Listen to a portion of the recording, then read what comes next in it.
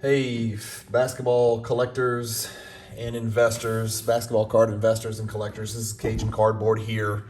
Um, Wanted to do a quick video to show you my personal results from the November PWCC Monthly Auction. That some of it just ended, some of it's still going.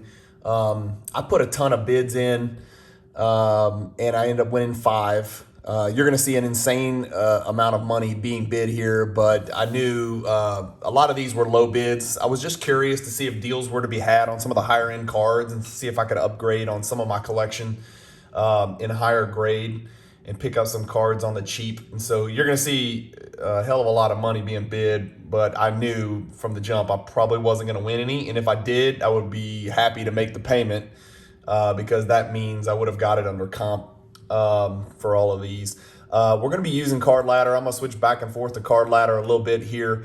That's what I like to use on big 90s inserts. Jordan's, vintage, stuff that collectors tend to hold in their collection for a little bit longer term. I know a lot of people use Market Movers. Market Movers has a place for ultra modern, shiny stuff, and they have tons of cards. Card Ladder gives you a little bit more of the story. I know and trust the guys that vet the sales. As far as that stuff goes, they are as good as it gets. I'm sure all of you guys are familiar with Card Ladder. I'm a Card Ladder Pro member. It's invaluable.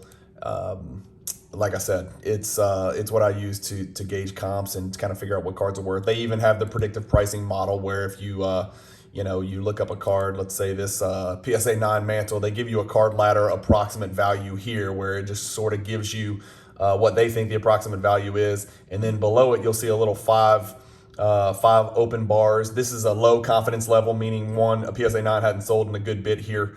They'll show you the last sold date, but they think it's worth this much now. And anyway, and then you can always obviously get charts. You can get all-time charts down here. So there's the all-time chart. Not too many of those have sold. Anyway, getting back. So first one, I'm trying to upgrade my Wilt Chamberlain. I have a 4.5 with a PWCC sticker. Nice card. I figure I'd take a shot at trying to get one under comps. Missed by a good bit on the PSA 7. Tried to do the same thing for the Alcindor. I think I have my highest one is a 6. Lost out on this one. Sold for $97.50. I was kind of looking at Card Ladder to see if these sold at or near comps or whatever the situation may be. And we'll flip back and forth. They ended up selling, let's go ahead and look it up. So we'll look up a PSA 10, 61, Fleer, Wilt. So it's easy just to jump in here. We'll find the base, PSA 7. So they have a predictive value of $19,496.80. They obviously have already picked up, which is awesome. They've already picked up the PWCC sold price of 19.5, which we just showed you right there. So Card Ladder's already picked it up. Let's look at the graph. This card hit an insane 56,000 in February, like every card did when it spiked with the middle finger graph. It's come back down. It's up, it's down, it's up, it's down. I think a lot of that has to do with the different centering on 61 Fleer and really vintage cards in general. Like some sixes, don't look like other sixes, and there can be a huge swing in those, just like with the 86 Fleer 57 Jordan. Anyway, so the last few have been 18, 18, 19.5. All of these are vetted and trustworthy sales all in the last few months. Another one up here at 34K. Anyway, so I think I probably put in 17, hoping I can get it for a few $1,000 under. If I did win it, I would immediately go list my 4.5 Chamberlain and just kind of upgrade and pay the difference ultimately and just net a larger difference. These are two of the cards in vintage basketball that I care about. There's not many. I'm a huge Jordan collector. I primarily focus on 90s Jordan and 86 Fleer set, and LeBron's and more 90s and early 2000s stuff. As far as super vintage goes, pre-1980, we'll call it, the Wilt 61 Fleer, the 57 Topps Bill Russell, the 69 Kareem, and then I sold I think a PSA 7 Dr. J Topps rookie. Really, it's just Wilt, Russell, and Kareem, or Lou Alcindor, as he was known at the time, that I care about. Anyway, lost out on those two, trying to underbid. I'm a huge 86 Fleer collector. I still think 86 Fleer PSA 10 is a fantastic investment. Tried to steal a Barkley, didn't get it. Tried to steal a Ewing with the eye appeal sticker, didn't get it. That's actually a great sale for that Ewing. Tried to grab a Malone, didn't get it. Tried to grab an Akeem, didn't get it, which means that, I was, just under comps, which means these things are selling for comps or higher at the PWCC monthly auctions. Right below that, I tried to snatch this Kenner starting lineup, PSA 10 Brown Jordan, didn't get that. This Fanimation card really blew up back in the peak in February and March of this year. I think it got it close to 1,000. I don't know. We can probably look on Card Ladder. I don't know if they'll have that Fanimation card in there. But anyway, I tried to grab a 10. I think I have a PSA 9 in my vault. Tried to get the 10. Little pocket mini guide. Shaq tried to steal that for $100. Didn't get it. Went for $175. It is a Pop 2, and it's a neat little card. This is the one that I did win. And I probably overpaid a little bit. Let's plug it into Card Ladder. This is a 1993 Ultra Power in the key, Michael Jordan PSA 10. I have a bunch of 8s, and I think I just sold 2 7s in this exact same November monthly PWCC auction. Let's see what Card Ladder has for the Power in the key Jordan PSA 10. Okay, so Card Ladder obviously picked up my purchase here for $92.50. I'm pretty sure I set a record here. So of all the cards that went up and came down, this one didn't. So you'll see, like back here, it sold for $7,500 in March. In January.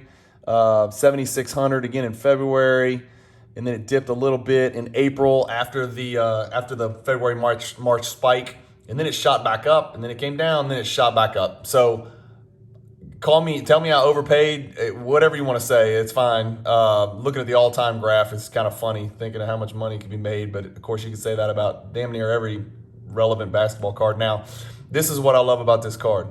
Right there, Pop 45, guys. So Pop 45 for a PSA 10, very early Jordan insert, I'll take it.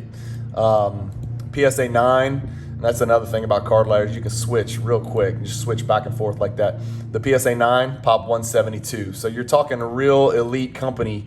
I just think there's a lot of upside for sub 100 Jordan inserts. Again, I'm not here to hype Jordan. Obviously, I collect him. I don't think he needs any more hype than he's got. I just think it's about as safe as you can get when you're investing in this hobby. Moving on, so I'm very, very excited to add that to my collection. That was one of the cards on my target list. I'm going to put a Jordan insert target list out there soon, so I can just kind of share what I'm looking for as far as growing my Michael Jordan 90s collection. Did not get this one. It's a Hoops base, but it's a really cool looking base card. The Big Finish PSA 10. Did not get that. It sold for $260.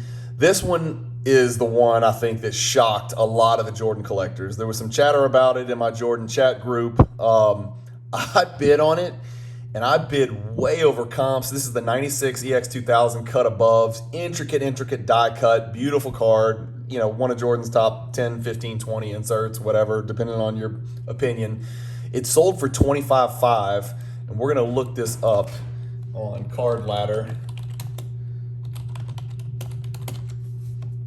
And you'll see, so they haven't picked it up yet. Whoops, sorry, that's a PSA 10. That's a Pop 1. So the PSA 10's a Pop 1. They've got the predictive value of 17. They have a low confidence level from their algorithm because, as you can see, the last one sold in 2015. So this is the type of information that's crucial and vital. Now, what's crazy is that the PSA 9, which we just looked at right here, that sold for $25.5. If you look at this, it's a Pop 30, insanely low for such a iconic Jordan insert. Beautiful card, as you can see. If we look at, I'm going to stop looking at all time because it's just making me mad because I didn't get in early enough. I'm sure everybody says the same thing. Anyway, looking back to May of 2020, $7,400 card, $9,200 card, $1,660 card, and that was right at the end of the spike this year, 16.6. Then it dips to 12.3, not surprising. But then this sale last night is massive. Like, that is a big deal. from 12.3 to 25 is essentially doubling. It's more than doubling. That makes this a huge card. I remember the Platinum Portraits did the same kind of jump not long ago with the it was either PSA 10 or BGS 9.5. But guys, I bid. In fact, I can just share with you. I think I bid maybe 14 for this card and lost it by 11,000.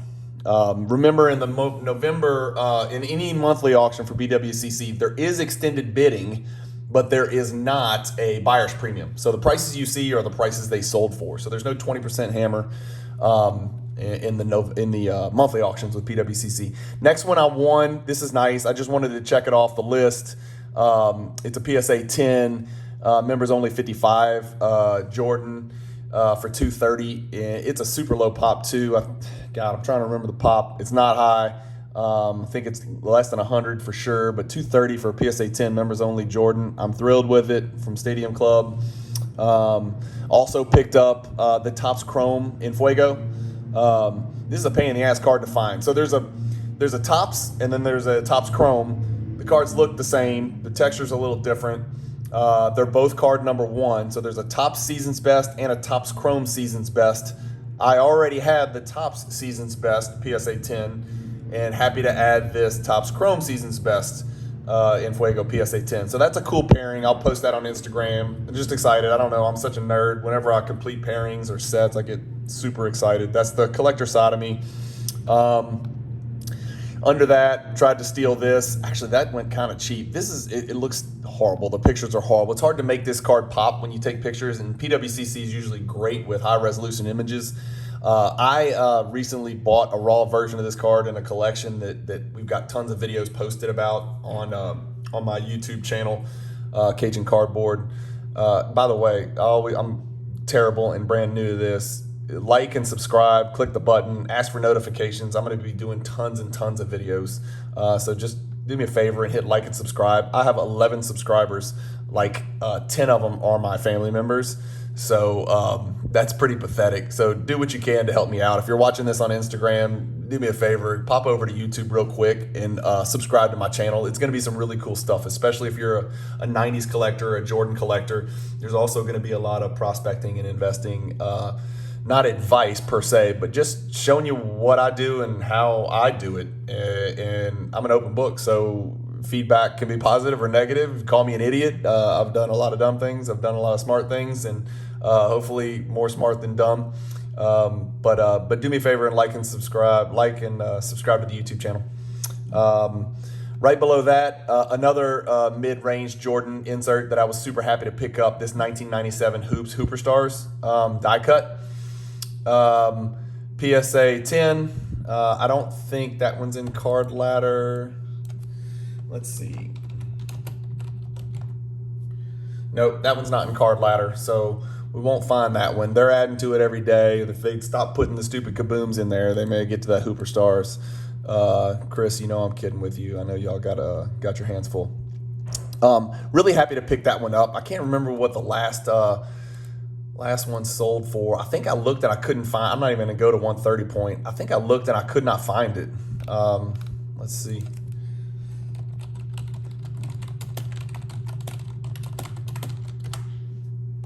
Nope. Yeah. So, I don't know. I have to check on it. I know I had seen the comps. I think maybe I even reached out to some of my friends who track data that can go back and find out. But happy to pay $2,500 for that one. I know that's low pop. I think it's in the 30s or 40s. Missed out on the bronze die cut SPX. I like SPX. If you watch any of the videos where we had the Jordan draft, you'll see I really like those cards. I just think they're different and they're cool looking. They've usually got dual images and they're usually die cut and they have parallels. So it kind of checks all the boxes for me. That's a pop 10. $900 for a pop 10 bronze die cut parallel insert. That's pretty cool. If you know me, you know I also collect Shaq. I tried to steal this season's best Keymaster refractor in a 10. That went low. I think 300's low. I should have bid more and just taken it down, but I didn't. I think I bid like in the mid 200s and lost it. Gold medallion Jordan went for $650. That's a lot more than I bid. I didn't think I was going to win that. Not high on my list, but a gold medallion in PSA 10 conditions, cool. It's something I eventually want in my collection, but there's a million zillion different ultra gold medallions out there. That one to me is not the best looking of the bunch. There's a bunch of other options, so it wasn't a high priority. I tried to bid low and get it. I did not. Another cool hoops card. Really tried to steal this one. This one went kind of low too. I think I may have bid 115, 120. Probably should have bid a little bit more. This one I knew I wasn't going to get. I think I bid under the last comps. This card's kind of an interesting card because you have to really pay close attention. And these are the types of things you got to educate yourself on Jordan inserts. And I'm not an expert on Jordan inserts, but I'm friends with a lot of people who are. And the interesting thing about this particular card is the yellowing tendency.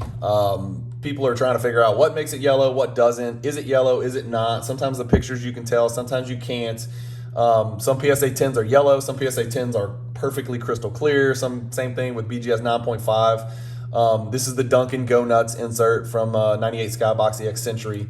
I want to look that up. Let me just type in nuts. No jokes, please. There you go. I knew that was going to work.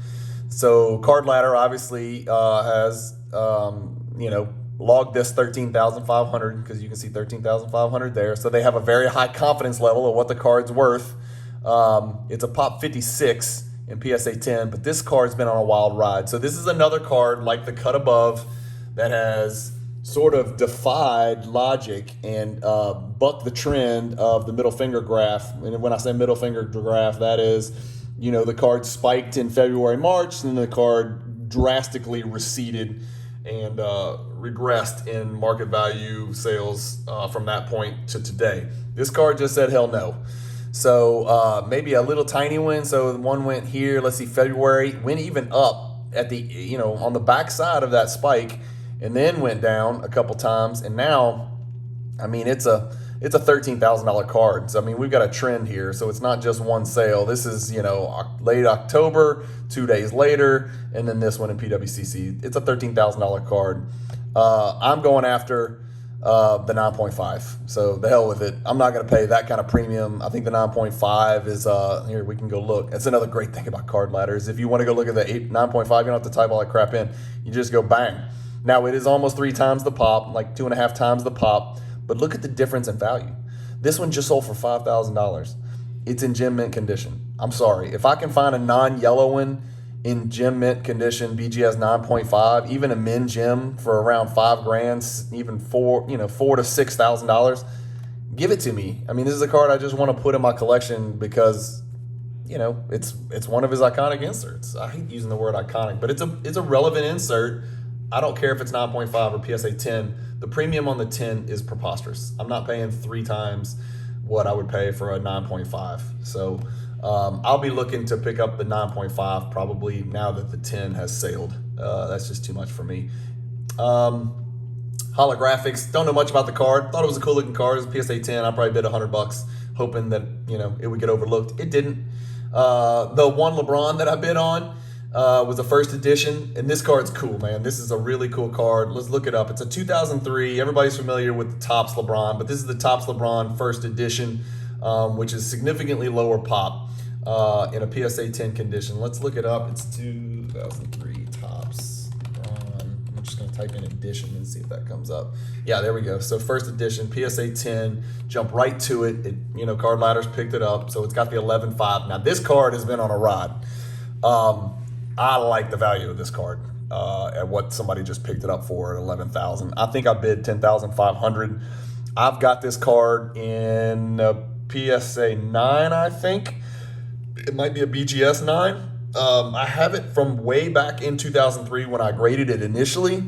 The pop on this is just drastically different. So the pop on this one is 112. So what LeBron Topps flagship brand first edition PSA 10 has a pop of 112. The regular has a pop of 2,039. So about 1/19th, 1/20th, whatever, if you want to round it off. And that's why you see the difference in value. So it's 19 to 20 times more scarce in the first edition. But the price is only, it's less than 3 times. So again, if you're a LeBron collector and you want to put, epic LeBron cards in your collection, man, that first edition might be the one. I think I might have, I probably should have chased that a little bit more, especially when you look at what the ceiling has been on this card. That's a lot of sales, for in 2 years for a card. It's only a pop 112. I mean, that seems like a lot of sales to me. Wow. 50 sales in the last 2 years, 654% growth rate. Wow. A lot of cool statistics on Card Ladder. Going back, okay, last one. I don't know. I don't have any Exquisite. Everybody loves Exquisite. I used to love this team. This is Nash, Steve Nash, Hall of Famer, Stoudemire, Boris Diaw, Sean Marion. So this is one of the most fun teams ever to watch. This is a one-of-one masterpiece from the absurdly high-end Exquisite, Upper Deck Exquisite collection back in the early 2000s. It's the gold vert parallel. It's one of one. It's a 7.5, but nobody gives a damn about the grade as long as it's slabbed and real, and it's a one of one, and it's a quad patch. And I just really like that team, and I was going to try to pick it up for about, I think I bid maybe $400, $500 because I just want an Exquisite in my collection. I don't have a single one. Did not get it. Let's move over to page 2. These I just tried to steal. I'm very familiar. I'm collecting the 2012 Prism set. I thought maybe these would get overlooked because a lot of the low-end cards in PWCC monthly auctions have gone for less than market value, which is another story that I'll do another video on because I had 189 listings in November to try to put together some funds to buy some bigger Jordan stuff. So tried to get a Beal rookie on the cheap. It ended up going for $220, which is still pretty cheap. I don't even know what I bid on this. I'm sure it was nowhere near $1,475. I do not like I do not collect Kevin Durant.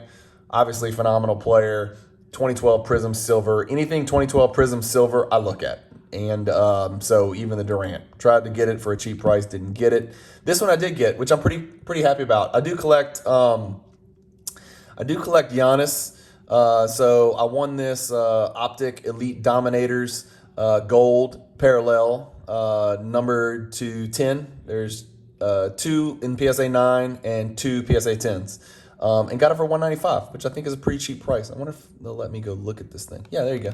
So here's the card, right? Pretty cool card, horizontal, gold. I mean, I know gold's hot right now. It's numbered to 10. PWCC has great images. There it is. It's number 1 out of 10. So you can be that dork on eBay that says eBay 101. Anyway, for $190 for my favorite modern player, I thought that was pretty cool. And then you guys know I definitely collect Kevin Porter Jr. I really thought this would go for a lot cheaper, but there's some Kevin Porter Jr. collectors out there. And for those of you making fun of him and saying he's a flop, get on League Pass and watch the games. The guy is being told not to shoot the basketball. And again, he is shooting it at a horrible percentage right now. But the kid's being told not to shoot. He's being told to run the team. Show us you can run the team. And he's surrounded by idiots. I'm sorry. I know Jalen Green is talented. He has a horrible basketball IQ. He takes terrible contested shots. Christian Wood wants to be the point guard. Daniel Tice needs to retire. Jayshawn Tate works his ass off. He's like a poor man's, Draymond Green. He's the only other dude on the team that I can even watch. So I try to watch my favorite prospect, Kevin Porter Jr. on League Pass. And I know I'm going on a rant here, but it's impossible to watch because the Rockets are an absolute disaster. They try to lose. You've got 5 guys that are all trying to play point guard. And then you've got the best scorer, in my opinion, on the team and the most talented overall ball handler on the team, without question, being told, just share the ball, just move the ball. It kind of reminds me of what Garland was told to do last year in Cleveland. And now you're starting to see when they let him loose and they turn him loose, Garland's a freaking monster, man. And so I feel like Kevin Porter Jr. is on a similar type track as Garland, where right now they're saying, I know you can score. I know you can get us buckets. I know you can ISO. I think the kid's unguardable if he makes shots. Again, he's got to improve his shooting. But he's basically passing up open shots. Anyway, long story. That's just me ranting about one of my favorite prospects and one of my biggest investments. Yes, I'm hyping Kevin Porter Jr. I think he's fantastic. His cards are in the tank. They are dropping like a cement block. Anyway, it went for $750, which is pretty cool. Population 1 of 4 for a horizontal fast break prism RPA. Anyway, So that's it. That's it for this video. I just wanted to show you the ones that that I lost and the ones that I won. So in a nutshell, I'm in for $13,000. I just sent the wire to PWCC. The only trick with PWCC is if you win more than $10,000, you can't use a credit card. You can use your funds on hand. You can mail a check. You can send an ACH transfer, or you can send a wire. So I had to bounce over to my bank and send a wire, which I just did. So they'll get the money. There is a window, like I sold more than 10,000, so I would have liked to have used the money from my November PWCC sales, but the timing doesn't add up because they hold those funds for a little bit longer. So I can't use the money that I got from selling in the November auction to purchase the cards that I bought in the November auction. So slight inconvenience, you know, it is what it is. I know they want the money to get there and get seasoned and rest and then cash out. So anyway, in a nutshell, these are the 5 cards I won. The medium, you know, mid-level Hooper Stars, Jordan PSA 10. The big boy, which I really wanted to check off my list and I'm very excited about, is the Power and the Key PSA 10. I got the Enfuego Topps Chrome to pair with my Topps PSA 10. The Lil Jordan members only PSA 10 55. And then the Elite Gold Dominators Giannis PSA 9 that I think I swiped for cheap. I don't mind. I'm not flipping it or selling it or investing. I just love Giannis, and I've got tons of his inserts. And so adding a gold one number to 10, especially 1 out of 10, is always a plus. Anyway, that's it for this video, guys. Do me a favor, like and subscribe to the YouTube channel. It's Cajun Cardboard. On Instagram, I'm Cajun_cardboard. I still don't know how to post links and crap like that. I'm gonna try to figure out how to post my YouTube link in the comments so you can just click and then hit subscribe. But there'll be tons more videos like this where I literally just ramble over and over, and it's gonna go on and on. So if this is a type of video that you like and you wanna comment on it and disagree or agree, or call me out, please go for it. But most of my videos are gonna be like this. I am gonna make a focus on trying to do a deep dive onto a Jordan insert from the 90s where I go through, you know, the history of it, the product, you know, the pop report, the sales record. I'll be using Card Ladder for almost all that stuff if y'all want to follow along, but I'm going to kind of try to pick maybe 1 or 2 Jordan inserts a week and make that a regular, consistent thing, where I just kind of educate the big hobby on this little niche world that us Jordan 90s collectors live in. Hope you guys enjoyed the video. Again, Cajun Cardboard signing out here. Good luck collecting, and hope you have a great week. Thanks.